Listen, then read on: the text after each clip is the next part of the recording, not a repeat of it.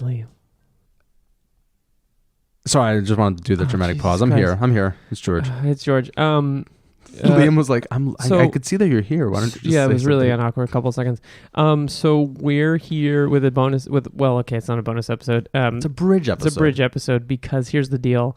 We released our Jack Goes Boating episode with Adam Shartoff. Thank you, Adam. And then because of life stuff, we weren't able to get together. Mostly my fault. Life.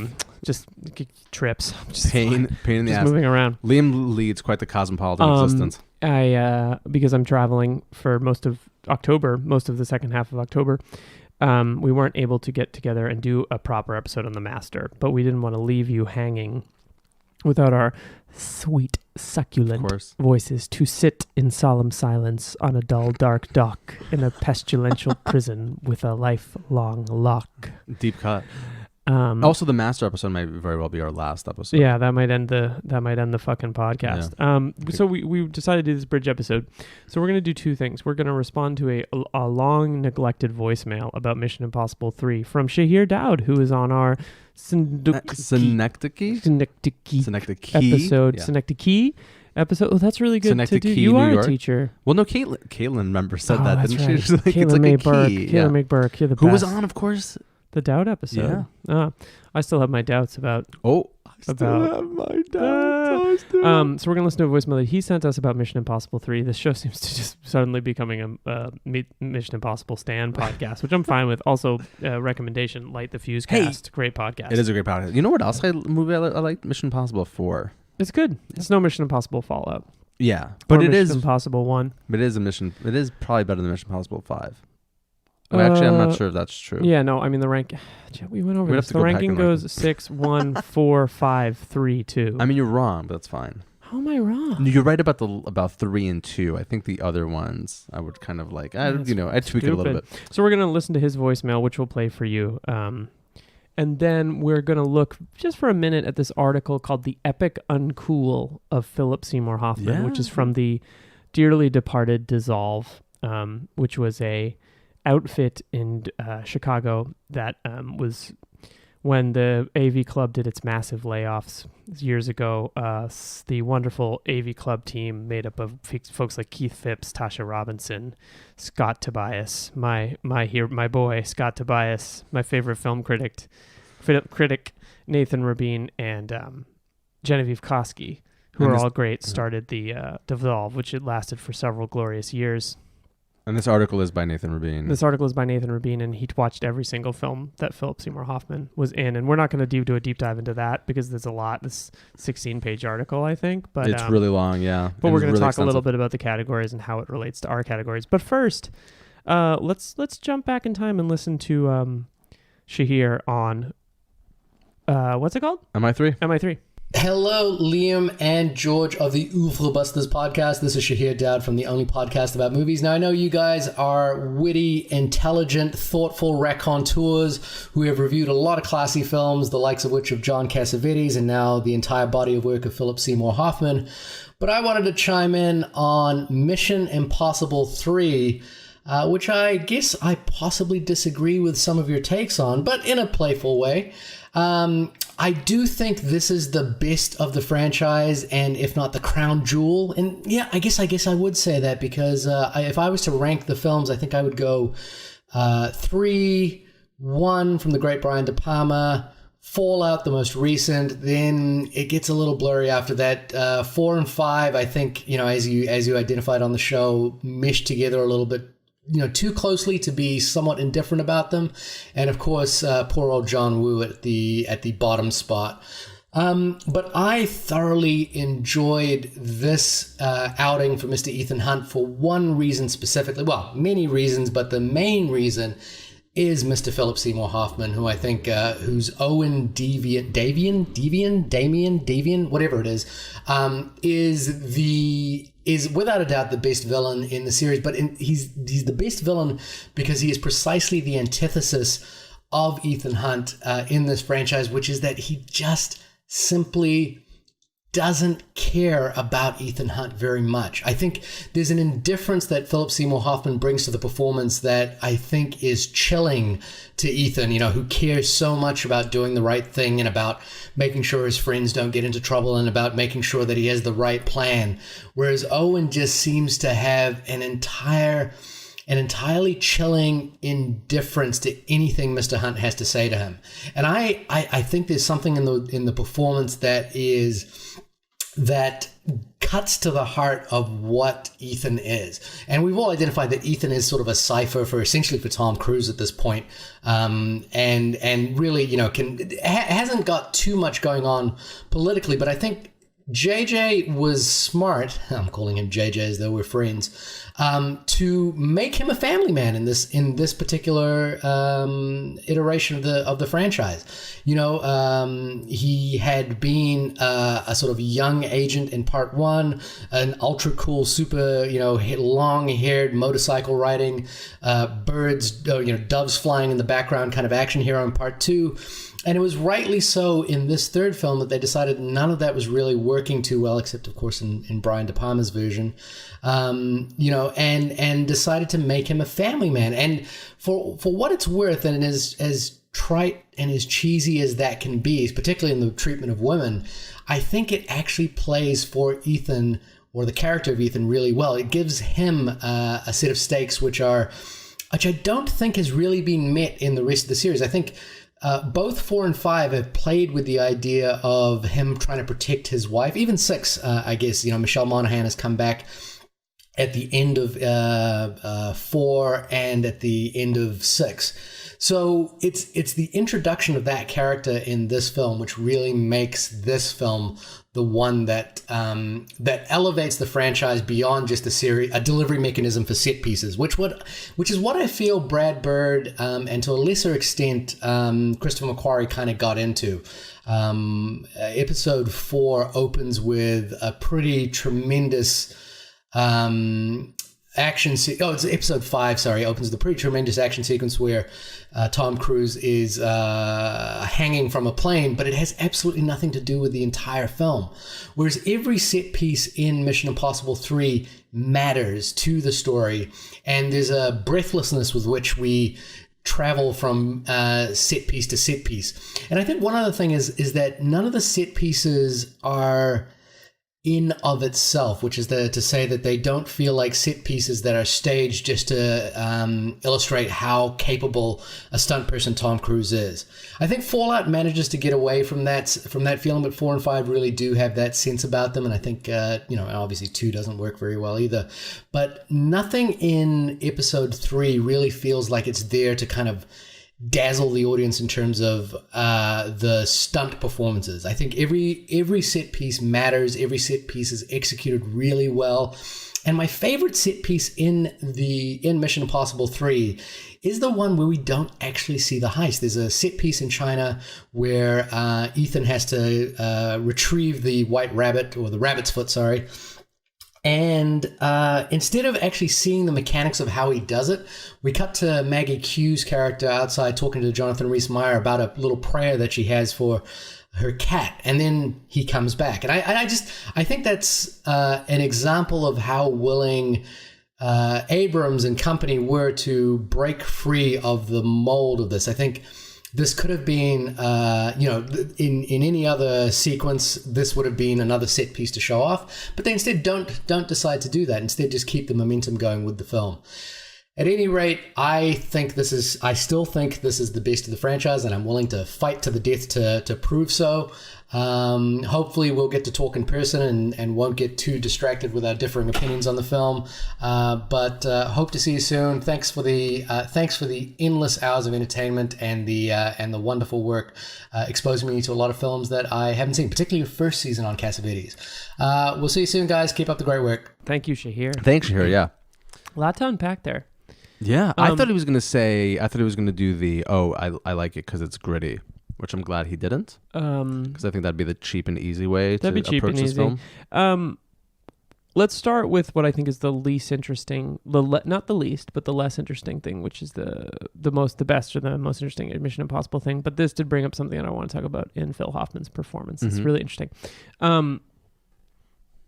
I sort of agree with Shahir. I don't think there's any more movies in the franchise without the third one. The third one's really important at establishing the mythology going forward. And I think McQuarrie very wisely brought it back to that in 6, which feels like a sequel to 3. That's in a way that 4 and 5 are not, because the movies, the thing that works for me, again, and this isn't the Mission Impossible podcast, but I think the thing that works for me really well with the whole franchise is the sense of scope, in that Ethan Hawke won't Hunt. Ethan Hunt has to choose, refuses to choose between saving one life or saving many lives. Yeah. And 6 works for me so well. Again, I keep harping on it, is the scene with the policewoman in France. Oh yeah. Where they just need to get out of there, but he refuses to let her die. And it's actually a lot, to me, it's a lot more interesting to deal with him having to deal with real world consequence of an individual life versus the life of everyone on the planet. Like, I think that these movies, abstract. Yeah, well, I think it's more abstract, but it's a lot more interesting than just it being about his personal relationships. Oh yeah. Right. Yeah, no, totally. I think bringing it back to PSH and thinking about also how the kind of villain he plays, and I do agree with Shahir that he is, and one of the reasons obviously he's such an exceptional villain is because he's such an exceptional actor. Right. And he knows exactly what he's doing. And yes, totally, that there's this interesting kind of juxtaposition in the way in which kind of his villainous character is antithetical to everything that Ethan Hunt is supposed to be.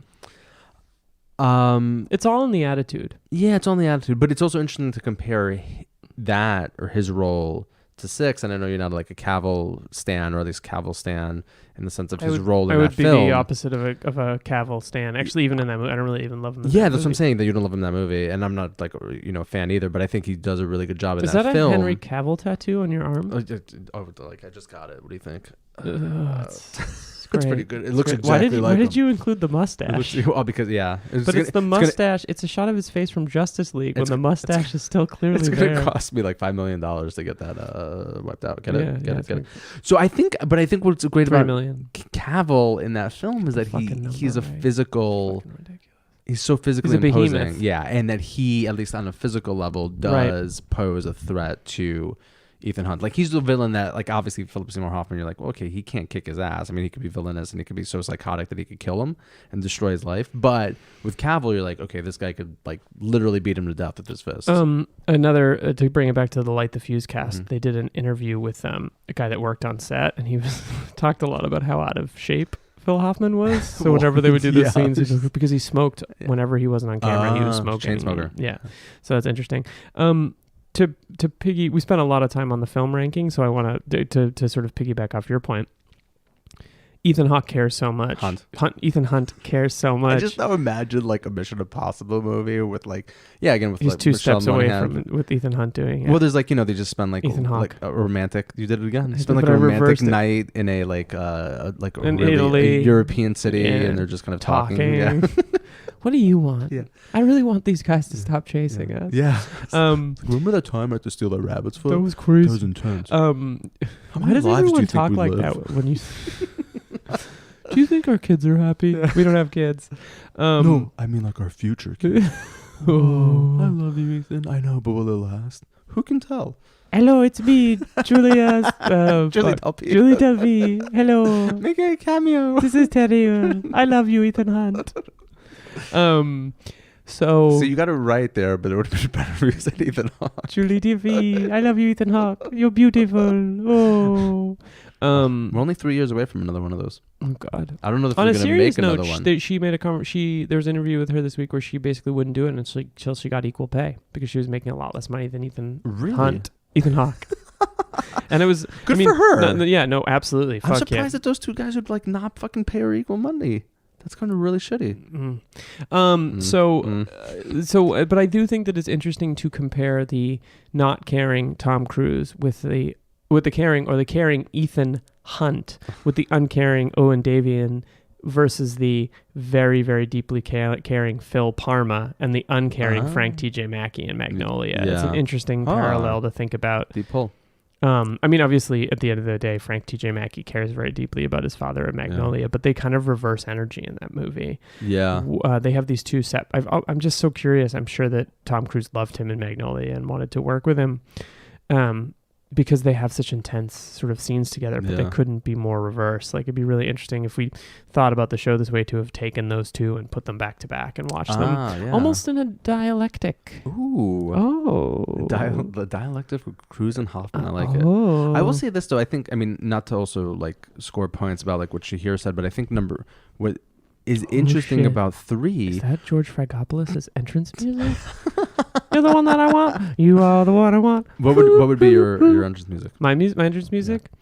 Yeah. Oof, probably like a Decemberist song. Ooh, nice. Like the one about the guy who gets eaten by the whale. The Mariner's Revenge song. I love that song. Yeah. That's a great song. Yeah. We are 2 mariners, our ship's sole survivors in this belly of a whale. So you know it. Its ships are sailing beams. It's also 12 minutes long. It's a great song. I think we have some time to kill. Listen to our Decemberist podcast called... Oh my God, can we start one? The Octoberist? December cast. Ooh. December casts. We'll figure it out. Do you know the history of the Decemberists? Yeah, of course. Really interesting. The thing that I wanted to get back to what Shahir said is about this film obviously can't break the mold. Because at this point there isn't a mold. There's no mold. Yeah, it's interesting to think about how 4, 5, and 6, like how 1, 2, and 3 also are really almost standalone in the sense that they all have a very radically different aesthetic. Yes. And then 4, 5, and 6 do kind of cohere in this like establishing of what is now what I would now call the late Mission Impossible style, as opposed to the early. I think that's a really good point. And in that I'm actually referencing, of course, Adorno's notion of late style. I'm just kind of saying. I just wanted to tell me more about that. I'm actually curious about what is Adorno's theory of late style. Okay. You're putting me on the spot now. Well, just basically like that late works of art are in some sort of way like fragmentary, or in some sort of way, let's say like much more complicated and intense than like earlier works. Give me an example. So he looks, I mean, I think he applies it to like Beethoven's later music. Oh boy. That's what you asked. It was a music, because he was a music theorist. He was a music nerd, yeah. So I think when he first applies it, he's looking at Beethoven's music. So can I make a what I think would be an interesting example of late style? Mm-hmm. Late style Michael Mann being Public Enemies or Miami Vice. There you go. Or late style Cassavetes, or they become these really sprawling, intense, kind of like, for lack of a better term, where he's using kind of the entire canvas of the film, where like he doesn't fucking care about it doesn't care about runtime anymore. He doesn't care about plot in any sort of really, I think, simplistic way. I thought about that as an interesting thing, because I had a conversation with Joe Rangelli, brother of Mike Rangelli, friend of the pod, about how I think Michael Mann's work becomes much more interesting the more abstract it eventually becomes. Like, he makes these amazing films like The Insider and Heat that have like a real narrative draw to them. Mm-hmm. But he's also, I like the films where it's kind of like, in Miami Vice, I love Miami Vice because I'm like, I don't know what these people are saying. At the time, this movie makes no sense. John Ortiz, Jack Goes Boating, he's in that film. Yeah. And Collateral's a little bit of a return to earlier, but the abstraction and the images and kind of the sound is interesting. So yeah, late style, that's very interesting.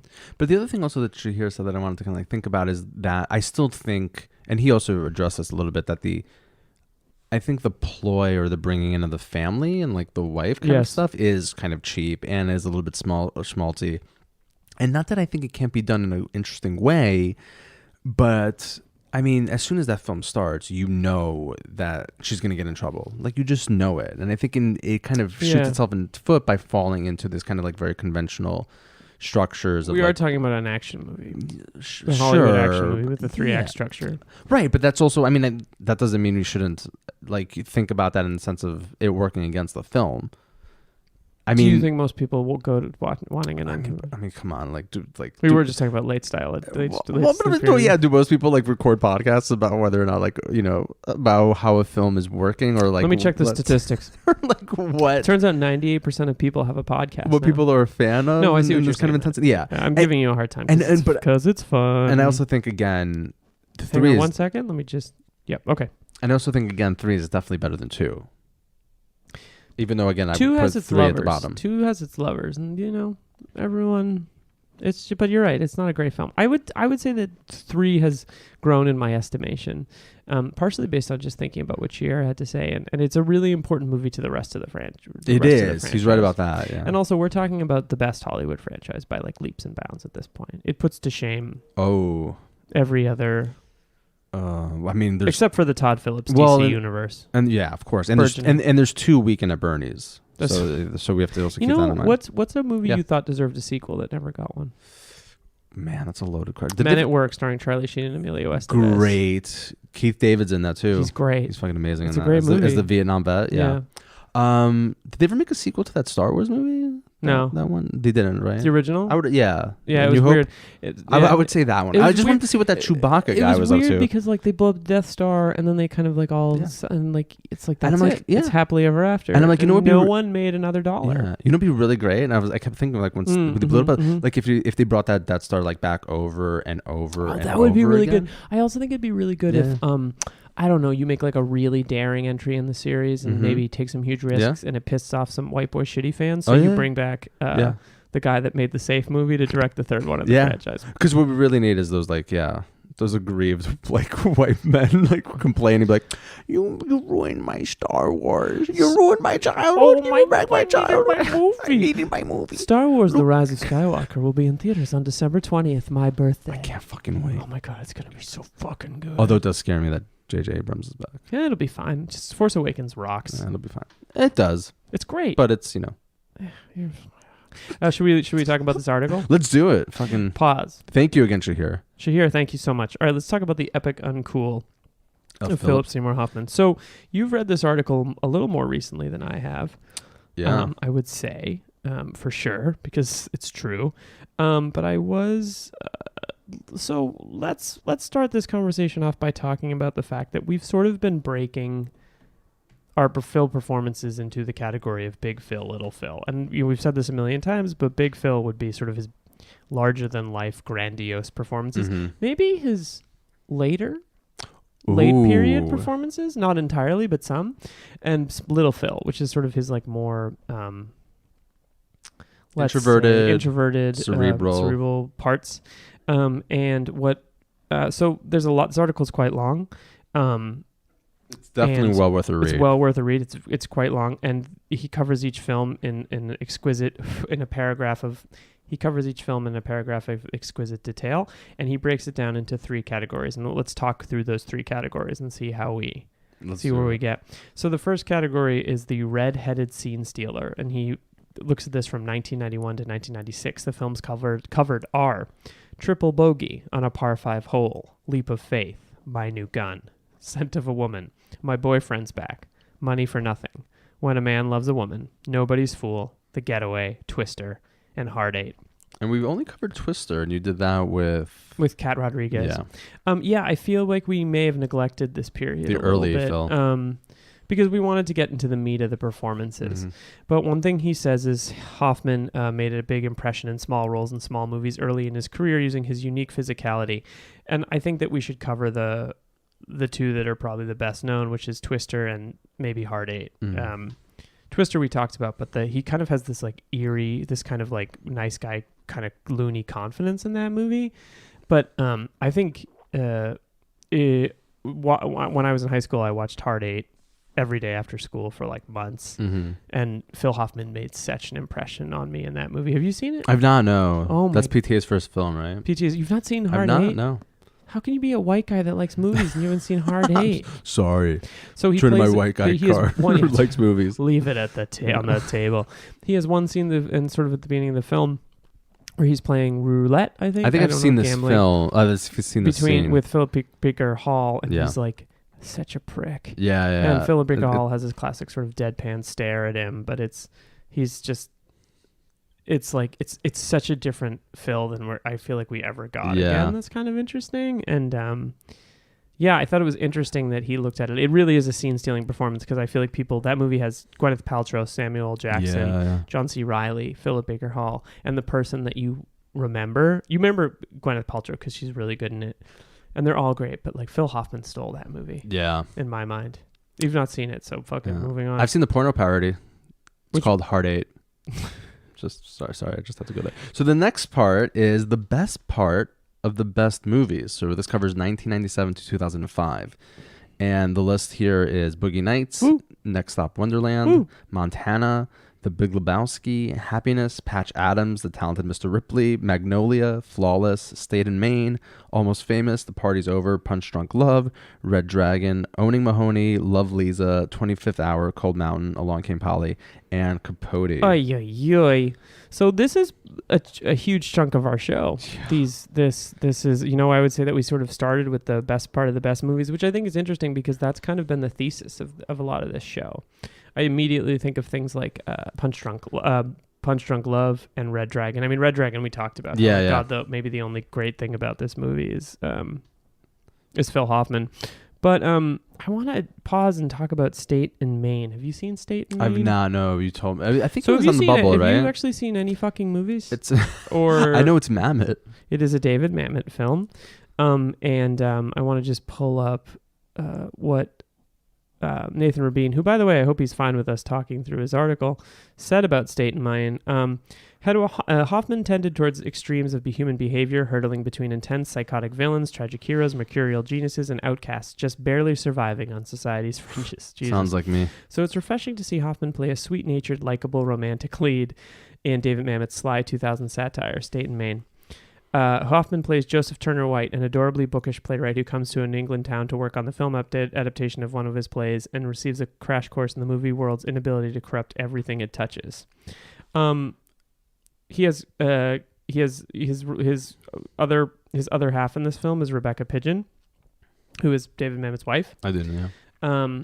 Yeah, it's interesting to think about Hoffman in two ways: as a romantic lead, which he kind of is in Jack Goes Boating, but I think we sort of agreed it was kind of unsuccessful. In a way, as him as but the film plays into him not being like a typical leading man. That's true, but he's. I think that was a little more, even more interesting. Shut up, dog. Shut the fuck up. Is him as an intellectual type. We haven't really had that so much. Capote, and he pulls it off, obviously, of course. He's really good, but like him as sort of a bookish professorial type. That almost sounds like that episode of The Simpsons where they go to make that where they go to Springfield to make the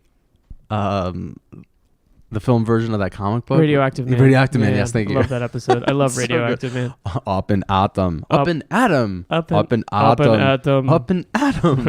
Better. Yeah, just him as like he really does an idealistic guy whose life gets ruined in this film. Stay in Maine is a really good movie, and I think Phil Hoffman's sweet side was an underexploited part of his yeah, he mentioned that also for his like the brief review of Magnolia about like his kindness and compassion in the character he plays. Oh, he's such a nice guy. And how it just kind of, it's just like really powerful. I also love, by the way, just very quickly what he says here about his performance in Happiness, where he goes like so many of Hoffman's outcasts, he's ruled by his compulsions. Hoffman grunts more than he breathes. Everything seems difficult for him. He forever seems on the verge of an asthma attack, a panic attack, or more disturbingly, given his predilections, a messy orgasm. I just love that description. Oh, it's so dirty. Good. This also covers Owning Mahoney, which I think is a real blind spot in the show. This episode is mostly about us, what we fucked up. Yeah. So yeah, what are we not covering? Let's jump to the third part. A Master Emerges, 2005 to 2014. Strangers with Candy, Mission Impossible 3, The Savages, Charlie Wilson's War, Before the Devil Knows You're Dead, Doubt, Synecdoche, New York, Pirate Radio, Mary and Max, The Invention of Lying, Jack Goes Boating, The Ides of March, Moneyball, A Late Quartet, The Master, The Hunger Games, Catching Fire, A Most Wanted Man, God's Pocket, The Hunger Games, Mockingjay. What a fucking incredible run of movies. And also a lot of Big Phil in this list. Tell me more. Well, like in Charlie Wilson's War, Mission Impossible 3. In Doubt, also, he's doing a good, I think, like a mini Big Phil, maybe. Maybe a little bit of mini Big Phil. Synecdoche, New York is maybe more akin to his Little Phil. Yeah, Little Phil. But Hunger Games is kind of a... I haven't seen any of those. Yeah, he's kind of like interesting, like Machiavelli. He's on the good side, but he's Machiavellian. And I think the most Big Phil of them is The Master. I always think about the pig fuck scene and pig fuck. Yeah. Have you seen A Most Wanted Man? I've not. No. Very curious to see where because that's a very different sort of. It's a very interesting movie. He plays like the German spy or something. He's a German spy named Gunther. Ooh, he's a very it's German on the list. Accent. We're getting there. We got two more. Yeah. And The Savages. Have you seen The Savages? He plays a Brecht scholar. Oh, really? Yeah, it's really funny. There's a scene where he's at a chalkboard talking about epic theater versus Aristotelian theater, and he's like, epic theater has montage, Aristotelian, Jesus, has scenes. Epic theater has gestures. Aristotelian theater has psychology. I think maybe I've seen this. It's great. Scene, It's so funny because if you have any of that in your headspace, you're just like, oh Jesus, that's who these people are. But it's like a miserable fucking performance. By the way, was this article published before we started our podcast? Because we might have a lawsuit on our hands. Yeah, no, it was. He covers all, but he covers everything. He does these deep dives. This is very impressive, and everybody should go out and read it. Nathan Rabin, if you're interested, we'd love to have you on the show to talk about it. I know you can't afford you, but we'd love to have you on the show. If anything, I think this article allowed me to contextualize him in a really interesting way. Totally, yeah. And you should read it yourselves. And if you have thoughts about it, we'd love to hear them. If you have thoughts about any of the films, we'd love to hear them. I think the thing that this makes you walk away with is the breadth of his achievement. Totally. I mean, going through this, again, I was shocked at how prolific he was. Yeah. And obviously this doesn't include like the stage stuff that he did or some of the other like, he didn't do a lot of TV or any TV, right? Other than maybe that Arthur episode? He did, yeah, I think he did a couple, but I mean, yeah, mostly a film actor. Definitely theater, yeah. You know, one thing I think about, and this is going to sound... That dog's barking again. One thing I thought about a little, and granted, he did do some franchise movies. He did Hunger Games and whatever, but like, do you ever think what Phillip Seymour Hoffman would play in the Marvel Cinematic Universe? Ooh, he'd make an interesting Hulk. Are you fucking kidding me right now? No, I'm not, because the Hulk transforms into the Hulk. I guess that would be interesting. Or I should say Bruce Banner transforms. But see, this is the funny thing. Oh shit, Phillip Seymour Hoffman. You could never, that would be incredible. Yeah. You could never really contextualize Phil Hoffman as the Hulk because he's not like Mark Ruffalo's a babe, so he can play the Hulk. Who do you play? Because Bruce Banner has to be a babe. And I don't know who. He would be. Bruce Banner was a scientist. I know we're not a Marvel Stan podcast, but he would be very interesting. I think as in Black Panther, Martin Freeman's part as the CIA agent, who's kind of like one of the more problematic elements of that movie. Is the like, good-natured CIA agent. It's like, hi, I work for the CIA. I'm good. But it's well cast because you believe Martin Freeman is a good guy. Martin Freeman is a great actor. A great actor. He'd be a really interesting. A couple of things I'd love to see him do, and he kind of did some of this stuff. He'd be interesting in that part. I've always thought he'd be really interesting as a private detective, which he kind of does some of that in A Most Wanted Man, this like haunted investigator. Yeah. But I think he'd be a good Chewbacca type alien. I'm trying to have a serious conversation here. It's fucking, sorry, it's fucking ridiculous. I'm not at all a professional podcaster. But I think the ultimate thing that I think about all the time, and actually a buddy of mine talks about this before, Phillip Seymour Hoffman would have been an incredible Penguin in a Christopher Nolan Batman movie. Yeah, definitely. Incredible Oswald Cobblepot. And listen, Danny DeVito is legendary, a legend in that film. But can you imagine sort of and remember in the original 1960s show, Oswald Penguin was like a more like dapper kind of almost like not a Flanner, dandy? No, yeah, a little bit of a dandy. That's what it was like a dandy criminal, like because he had the Capote thing, which has a little bit of a dandy to it. But imagine if that were put to like. He wouldn't be monstrous. He would be like cunning, a little bit more human, but also maybe a psychopath. Much like fucking penguins are, by the way. He'd be a really great psychopath. He could be a really great flamboyant villain. I feel like Christopher Nolan could really. I did this thing on NPR today about like all these Empire penguins dying because all the ice is shrinking, and I was like, good, they're fucking psychopaths. Those fucking monsters. I have a friend. No, seriously, save the penguins. Please. He's very serious. He once told me, he was like, I'm a very serious vegetarian, except for sharks. And I was like, oh, because there's more of them? He's like, no, fuck them. They're assholes. Fuck sharks. We need the sharks, but I would totally fucking eat a penguin. Yeah, delicious. We don't mean that. Anything else? No, I think... I do think also just very briefly that at some point, and I was looking for it, but at some point Rabin says something about Hoffman as an artist, and obviously... It's important to think about actors as artists, but also that... So they're given short shrift in that regard all the time. Yeah, but yesterday we were talking about like why... On our Jack Goes Boating episode, will drop soon. What do you mean yesterday? Which already dropped. Weeks and weeks ago. Weeks ago. God, you're not a professional podcaster. All the times are just conflating. You're not a professional cod catcher. But about why he would be attracted to that film, because we all kind of sort of agree that it was, in certain respects, interesting, but overall kind of a failure. And it's just interesting, again, to think about like the decisions that he oftentimes does make consciously, besides obviously like the cashing a check. Right. And why, let's say, he might be interested in like a role that he was in. And that's just, I think, something we should always be considering when we're thinking about like why an actor of his caliber is in a certain kind of film and what he's bringing to that and what attracted him to the role. And he kind of got out at a time when it wasn't all franchises. Got out is a terrible way to say it. I don't, but he... Yeah, he left us. He left us too soon and too young, and before things evolved in an interesting direction. Or not so interesting direction, depends what you... Yeah, it depends on where you stand. And his master co-star is now at DC Stan. He's part of that universe now, yeah. Oh, what a world. Oh, what a world to live in interesting times. Oh, it's just, what a brave new world that hath such creatures in't. I was going to quote Mao and that thing about like there's chaos in the sky, the conditions couldn't be better. Oh my God, I'm sorry, you guys. We're something like that. So bad. I'm a little off on that exact Mao quote. I don't really have that Mao quote. I got to check my red book when I go home. Let me check that out when I get home. But on that note, one thing I wanted to ask about quick was I forget. I don't remember anymore. But there was something I had. It was going to be good. Yeah, I don't remember what it was. Was it about the Marvel Cinematic Universe? No, I think it was about something else about Phil. But there's always a million things that we said about Phil. If you have thoughts on a film we've talked about, thoughts on a film we haven't talked about, something we've missed, send us a voicemail, oeuvrebusters@gmail.com.